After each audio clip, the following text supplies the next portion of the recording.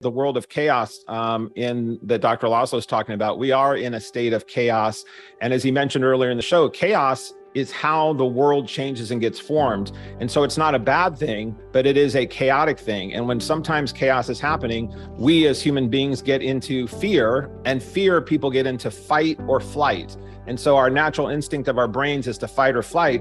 And I love interjecting in this new paradigm to plugging in love. And then instead of being in fight or flight, that the new paradigm is putting in this third factor of love, which is the most powerful of all. So shifting into this. But not the one who fights and not the one who flees, but the one who cooperates. That's the secret, I think. Working together, becoming coherent as a humanity on this planet. Yeah, and in the cooperation versus fight or flight, and doing it, and if we're doing it in this cooperative way or this collaborative way that you're discussing, there is great power in that.